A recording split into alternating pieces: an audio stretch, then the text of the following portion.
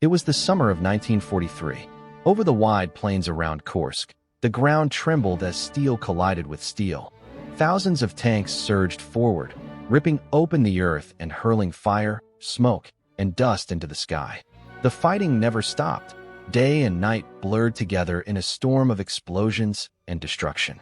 This was the greatest tank battle ever fought, and it marked the moment when Nazi Germany lost the initiative forever and began its steady march toward defeat. By mid-1943, the Eastern Front was heading toward a decisive showdown, the Battle of Kursk. Germany was still reeling from the disaster at Stalingrad, and Adolf Hitler was desperate to regain control of the war. He believed that a powerful strike against the Kursk salient, a large bulge in the Soviet front line, could reverse Germany's fortunes. The German High Command prepared the offensive under the name Operation Citadel. The idea was simple but bold: attack the Kursk bulge from the north and the south at the same time, surround the Soviet forces inside, and destroy them. A victory here, Hitler hoped, would break Soviet strength and push the Red Army back onto the defensive once more. The Kursk salient was enormous, stretching roughly 550 kilometers wide and reaching about 150 kilometers deep, lying between Orel in the north and Belgorod in the south. Seeing an opportunity to trap a massive Soviet force, Hitler committed almost everything he had left: around 900,000 soldiers, 2,700 tanks, 10,000 artillery guns, and 2,000 aircraft. For this single battle, he concentrated nearly 70% of Germany's tanks and about 65% of the Luftwaffe on the Eastern Front. Germany also placed its hopes in new and powerful weapons. The Tiger I and Panther tanks, along with the Ferdinand Elephant tank destroyers, were sent into battle to overpower the Soviet T-34s. Hitler demanded success at any cost, claiming that victory at Kursk would demonstrate Germany's strength to the entire world. What Hitler did not realize was that the Soviets already knew what was coming. After their victory at Stalingrad, Soviet intelligence, supported by information from the Allies, had gained a clear picture of German plans at Kursk. On July 2, 1943, Joseph Stalin ordered full preparations for the expected attack. Under the direction of Marshals Georgy Zhukov and Alexander Vasilevsky, the Red Army built one of the most extensive defensive systems ever created. 5 deep defensive belts, stretching up to 300 kilometers, were filled with trenches, minefields, anti-tank obstacles, and heavily fortified positions, waiting for the German assault to begin. The Soviets had turned the battlefield into a fortress. More than 20,000 artillery pieces were carefully placed, including around 6,000 anti-tank guns and hundreds of Katyusha rocket launchers aimed at the routes the Germans were most likely to use. Above the front, thousands of Soviet aircraft stood ready. On the ground, Soviet engineers laid an enormous web of explosives. Over 500,000 anti-tank mines and nearly 440,000 anti-personnel mines were buried along the approaches. In total, the Red Army assembled more than 1.3 million soldiers, over 3,400 tanks and self-propelled guns, nearly 19,000 artillery pieces and mortars, and about 2,200 combat aircraft in the Kursk region. The message was unmistakable. Kursk would become a killing ground, designed to wear down the German assault before a powerful Soviet counterstrike was unleashed. After several postponements, caused by weather, planning issues, and the wait for new weapons, Hitler finally set the offensive for early July 1943. On the night of July 4th, moving into the early hours of July 5th, Operation Citadel began. German infantry launched limited attacks along the front, testing Soviet defenses and clearing paths for the armored forces that would follow. At around 10:30 p.m. on July 4th, German units in the southern sector quietly captured several important high points, using them as artillery observation positions. But the Red Army was already fully alert. By about 2 a.m. on July 5th, Soviet commanders recognized that a full-scale attack was imminent. In response, the Voronezh and Central fronts opened a massive preemptive barrage. Thousands of artillery guns and Katyusha launchers fired simultaneously, flooding German staging areas with shells and rockets. The surprise bombardment disrupted German formations, delaying the advances of army groups south and center by several hours and reducing the immediate pressure on Soviet lines. At 4:30 a.m. on July 5, 1943, the Battle of Kursk truly began. German artillery thundered across both the northern and southern sides of the salient, pounding Soviet defenses. Moments later, the Wehrmacht's armored spearheads rolled forward. In the south, large groups of tanks, many of them Tigers and Panthers, advanced in wedge formations, smashing into the Soviet positions. Mechanized infantry and self-propelled guns followed closely behind, pushing to break through the layered defenses. Across a front stretching for many kilometers, fierce tank duels and close-quarters infantry fighting erupted, signaling the start of one of the most brutal battles of the war. From the very first day, the German assault ran into brutal resistance. For separate attempts were made to break through the Soviet defenses, but the deeply layered positions and vast minefields slowed every advance. German engineers worked desperately to open corridors through the mines while under constant Soviet artillery and mortar fire. Even when paths were cleared, many tanks were destroyed, some detonated hidden mines. Others were knocked out by carefully positioned Soviet anti-tank guns, burning fiercely across the open steppe. Thick clouds of smoke and dust swallowed the battlefield, while the ground shook non-stop under the roar of artillery, bombs, and engines. In the north, the fighting was just as intense. Field Marshal Gunther von Kluge sent the German Ninth Army, commanded by General Walter Model, together with the 2nd Panzer Army, southward toward Panayrai and Alkavaka along the Ural-Kursk axis. This area lay at the meeting point of the Central Front, led by Konstantin Rokossovsky, and the Voronezh Front under Nikolai Vatutin. The German aim was to break through this sector and surround the Soviet 13th Army, repeating the sweeping encirclements of 1941. But by 1943, the Red Army had changed completely. Its troops were experienced, well-organized, and fully prepared. Each German push was met by determined resistance and rapid counterattacks from Soviet reserves. At Panayrai, soon known as the Little Stalingrad of the Kursk Front, Soviet infantry and tank units clung to their positions against relentless armored assaults. Many defensive points fought until they were completely destroyed. One notable stand was made by Captain Ignatiev's anti-tank gun company north of the town, which continued firing until its last round, knocking out 19 German tanks and armored vehicles before being overrun. Inside Panayrai, the battle turned savage. Tanks engaged each other at point-blank range, and even those crippled by damaged tracks kept firing until they were destroyed.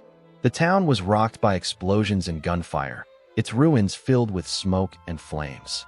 Wrecked German and Soviet tanks lay scattered among shattered buildings and broken defensive lines.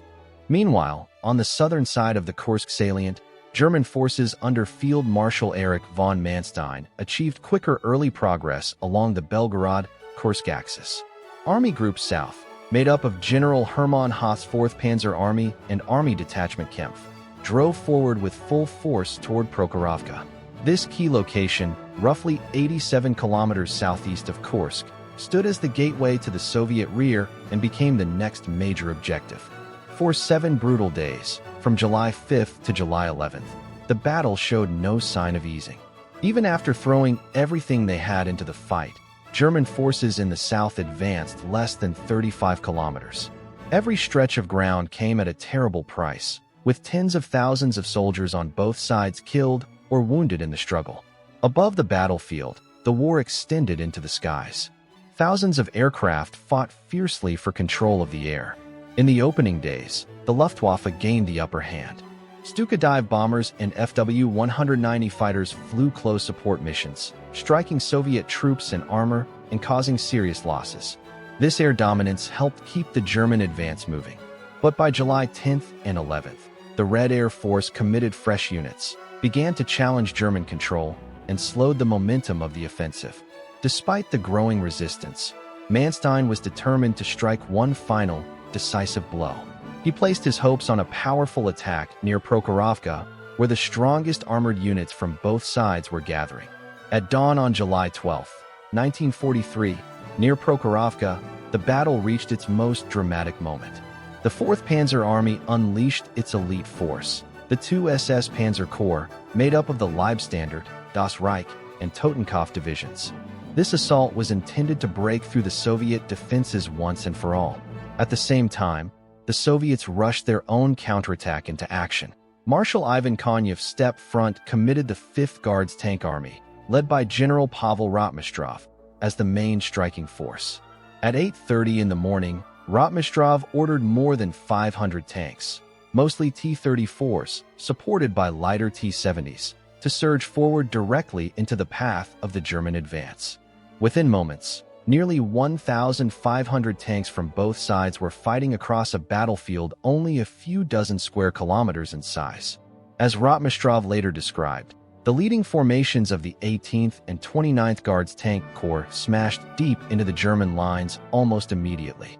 Caught off guard, German Tiger and Panther tanks lost the advantage of long-range fire and were dragged into violent, close-range combat with waves of Soviet armor. The open fields filled with smoke, flames, and explosions as shells slammed into steel. Tanks fired at point-blank distances, often too close for crews to react in time. The Tiger's powerful 88mm gun could destroy a T-34 from far away, but in the chaos of this battle, many Tigers were overwhelmed by faster Soviet tanks attacking from the sides and rear. Some tanks, crippled by broken tracks, stood helpless in the fields but continued firing until their hulls were struck and erupted into towering flames. Amid the chaos at Prokhorovka, extraordinary acts of courage emerged. Captain Alexander Skripkin, commanding a T-34 from the 181st Tank Brigade of the 18th Corps, charged straight into German lines, destroying 2 Tiger tanks before his own tank was hit and set ablaze. Wounded, Skripkin was pulled from the burning vehicle by his comrades, but their retreat was still under fire, as a Tiger's gun followed them relentlessly. In a desperate act, 2 Soviet crewmen, Sergeant Nikolai and Gunner Chernov, climbed back into the burning T-34 and drove it straight into the side of the pursuing Tiger. A massive explosion tore through both tanks, their sacrifice destroying the German vehicle in a single, heroic moment. German resistance, however, was just as tenacious. Tank gunner Wilhelm Rose later recalled a T-34 suddenly surging into their formation. His commander ordered fire, and the Soviet tank only stopped when an armor-piercing shell tore a gaping hole in its turret, barely 8 meters away.